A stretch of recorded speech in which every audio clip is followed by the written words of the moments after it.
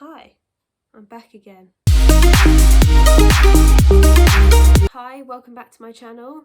If you're new here, my name is Poppy, and this video is basically just a reading wrap up for August because I read a total of 8 books this month.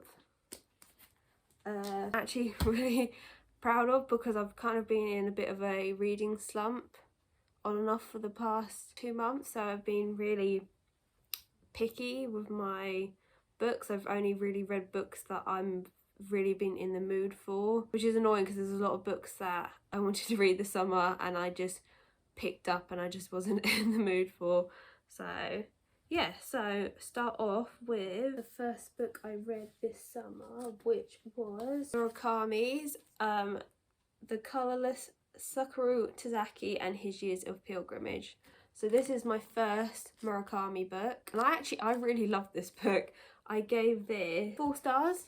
I gave this book 4 stars. I absolutely love this book. It follows Sakuru Tazaki and we follow his adult years as he tries to discover why 4 of his good friends stopped talking to him once he finished high school.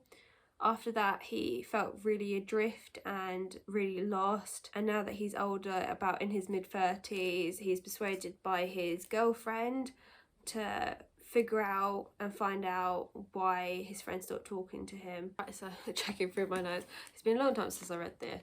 Find out in the first few chapters that after high school his friends stopped talking to him. So he grew up in Nagoya, I'm probably pronouncing this wrong, in Japan. He moved to Tokyo to study at university there, and that at university he gets contacted by one of his 4 friends telling him that they don't want to have anything to do with him and they don't want to talk to him anymore because of something he did. He asks his friend what he did and his friend won't tell him, and that really affects his mental well-being. Trigger warnings, this book does deal with depression, suicide and rape, so it is a very heavy-going book at points, and we follow Sakuru as he tries to figure out and discover why his 4 friends stopped talking to him. I think what I really loved about this book is because it was quite relatable, because at one point I lost contact with a group of friends and I have no reason why they dropped contact with me, so that it was really relatable for me because I could relate to Sakuru's position of feeling lost and abandoned after friends seeming to disconnect with you. But also I love the use of colour. He compares himself, Sakuru, to being colourless because all of his friends have names which translate to a colour in Japanese. So I really like the metaphor and use of imagery of associating Sakuru with no colour, but all of his friends are vibrant and full of colour. So I really loved that. So this is a really good book, so I gave this 4 stars. Right, so my next book, second book I read in the month of August was Matrix by Lauren Groff. So this book follows the life of Marie de France, who was a 12th century, aka medieval poet and a medieval nun who later became a prioress of an abbey in England. Little is known about her historically because period records of people and individuals are very hit and miss. Groff kind of took a lot of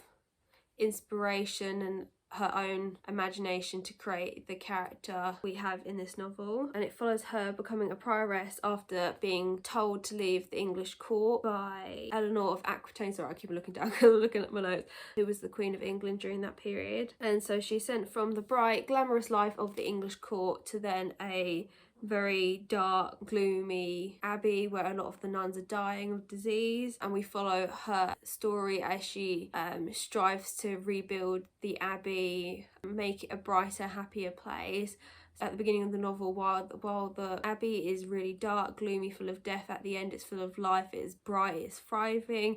It is seen by the people in the novel to be one of the best abbeys in England, so we watch her, not just her grow, but as well the abbey grow with her. In this book, just a heads up as a warning, time moves quite quickly in this book. It's not a historical fiction in that we're following her life throughout every single year of her life. Time skips, so it's not a historical biography novel if that's what you're looking for, such as possibly Wolf Hall. This isn't that type of book. It's more, I'd say, definitely very akin to Manningtree Witches, if anyone has read that. So it's very historical fiction, but it's very whimsical. It's almost got a magical realism to it. This novel has themes of sapphic love in it, and it's a very sapphic book. It deals with religion, faith and friendship. It has a strong female protagonist. Marie de France is a very strong character in this novel. If you like whimsical historical fiction and strong female characters, if you like sapphic novels, then this book will be definitely up your alley, and I really enjoyed it. That's why I've tagged it so much. Another book I read was Oranges Are Not the Only Fruits. My very good friend let me borrow this because we did a bit of a book swap, and she gave me some books that she thought I'd like and be interested in. So the first one is Oranges Are Not the Only Fruit by Jeanette Winterson. I gave this 3 stars. So it's almost a biographical fictional novel of her life and growing up adopted and brought up by a very devout and passionate missionary family who wants Jeanette to have a life as a missionary, but then Jeanette falls for one of the converts in her missionary and is pressured to leave the church because the woman she loves, and they're not happy about that. A novel about Jeanette finding her identity and realising that she is a lesbian, and then trying to come to terms with that with her missionary upbringing and growing up in such a devout community who do not like, who are homophobic and pressure Jeanette not to suppress her feelings. I gave this 3 stars. I did enjoy this novel. Can't remember many details about it, but I think it's very poignant. I did enjoy it, okay, and I think it's a very good book, and I think everyone should at least definitely read this once. My next book was also from my very good friend who lent it to me. It's 1,000 Ships by Natalie Haynes. This book follows the story of the Trojan War. It starts right off after the events of the Trojans invading the city of Troy. The book basically follows the women of the warriors and men in the Iliad and the Aeneid. So we follow Aeneas's wife, who, if you don't know, is the main protagonist in the Aeneid. We follow Penelope, who's the wife of Odysseus, who appears in the Odyssey, and as well the Iliad. We follow the slaves of the Greek victors, so Achilles. We also follow the Greek goddesses, so we follow Athena, Hera, Aphrodite. Every chapter is told by the perspective of a female character who appears in this significant period in Greek history and Roman history. So if you have read or know anything about the Iliad, the Odyssey and the Aeneid, you will recognise some of the women in this book. I gave this book overall a 3 stars because I loved Natalie Haynes' writing. It was definitely beautiful, but because I had studied the Iliad, the Aeneid and parts of the Odyssey growing up in college for classics, it didn't give me anything new. I knew about the events of the book, so I was aware of what was going to happen throughout the novel, so it wasn't anything new there. But I absolutely loved as I said, Natalie's writing, but I also loved the fact that every chapter is told by the perspective of different women who feature in these epic poems, these classical epic poems. So if you're interested in Greek history and the Iliad, I definitely recommend reading this book because it is definitely worth the read. The next book I read this month was, and this time it's another historical fiction, is The First Horseman by D.K.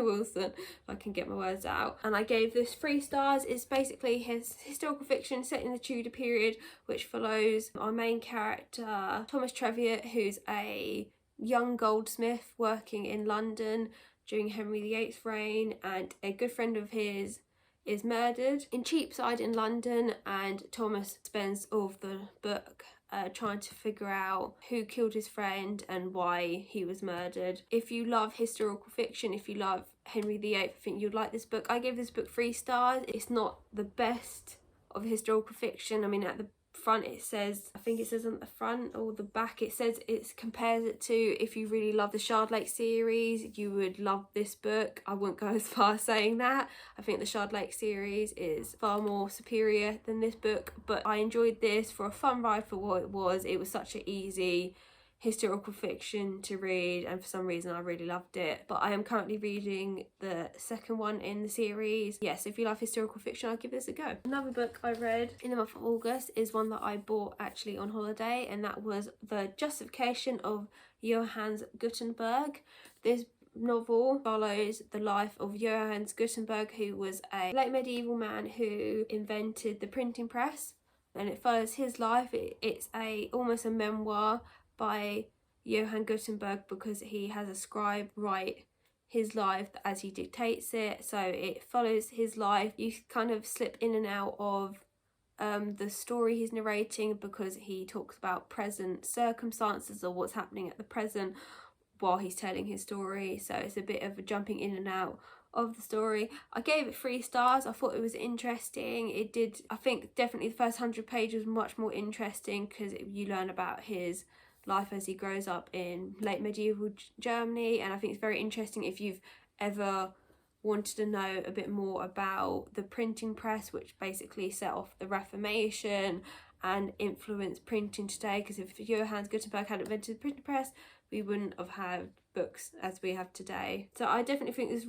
really interesting. I'm not sure if I'd pick it up and read it again, but yeah, so it's a good book. Another book I read this summer was The Gilded Wolves by Roshani Chokshi. I might be pronouncing that surname wrong, so I do apologise. So The Gilded Wolves, the reason I picked this up, because the book Leo, who's a book channel I absolutely love, she said this book was one of her favourite books of all time, so I was really interested in picking up, because a lot of the middle grade and YA and adult fantasy that she likes, I really like as well, and I haven't read this before, so I thought I'd pick it up.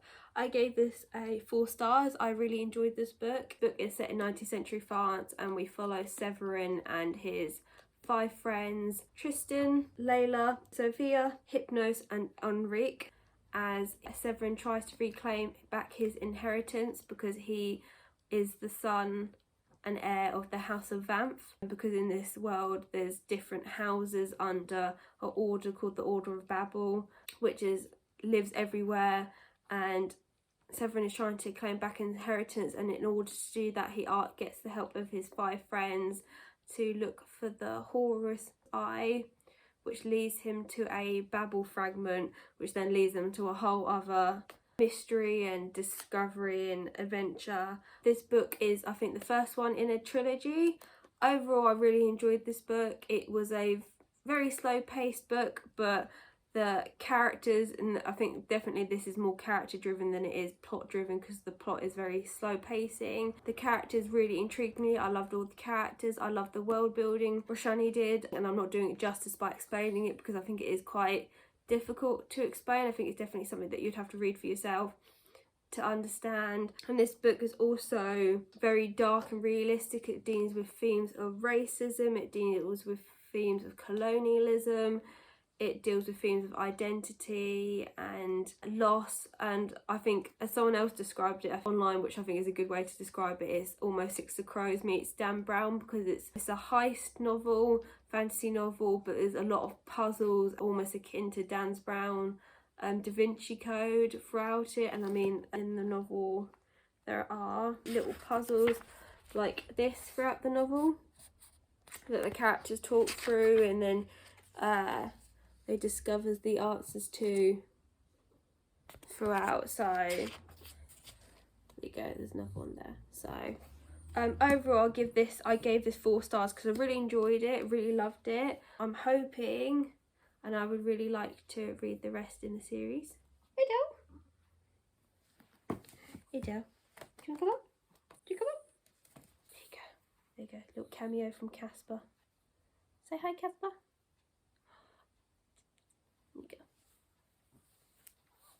Okay. Sorry, my dog wanted to say hi and get past.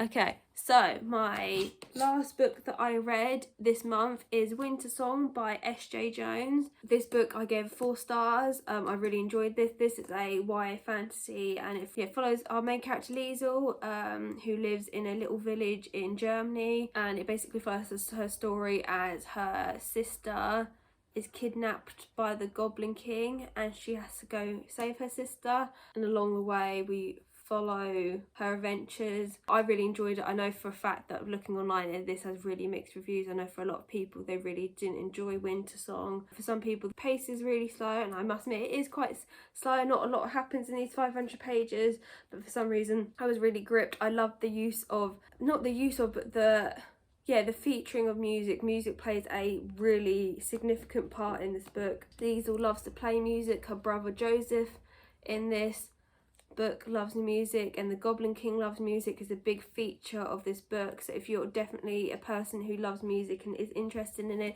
you will absolutely love this book. I really loved her description of the Goblin King and his underground kingdom, as you find out a lot more in the second half of the novel, where his kingdom is the main feature and the main environment of the book. I really enjoyed this book. I really loved as I said, her description and her portrayal of the Goblin King. I loved how she humanized this mythical character. If you're definitely into European folklore fantasy, I think you would definitely like this book. But those were my 8 books that I read this August. I hope you enjoyed my video, and I apologise they're not the best.